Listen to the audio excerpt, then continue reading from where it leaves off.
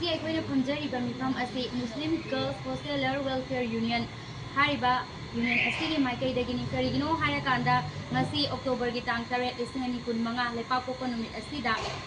khogi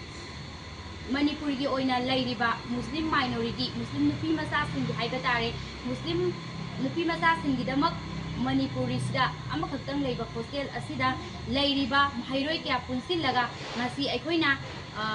mayanggi mangda wafong khara thamjari madudi an October gi tang ahumda yamna without information da notice amakhaktang aikoida thopiraki madudi karino harakanda aikoigi miyoi ahum student ahum asi aikoigi lairik tamdaba aikoigi job employee ama oina urakanda hostel da leiba yaroi haina vacate tawbagi without information da aikoi notice ama thoklai masida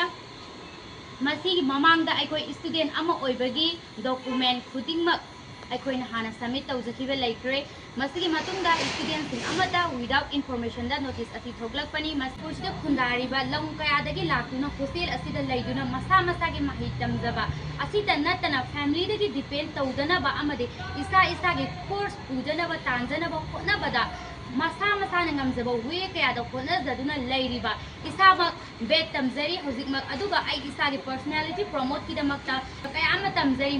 masibu thabak tawbani job employee ni na haizal laga aikoida mental torture tawraga mental harassment tawraga hostel sida laibe yaroi haina thoglakpa notice asidi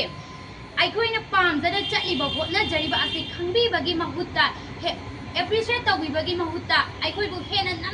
namtharaga aikoigi hostel asida masa gi mathau hotna jabata natana masa gi personality promote amadi family dagi depend tawdana ba haidana yamna wana hotna jarga laijariba ngaktani hariba student ahum sikakta natana aikoigi intern experience atpa kaya masulairi masi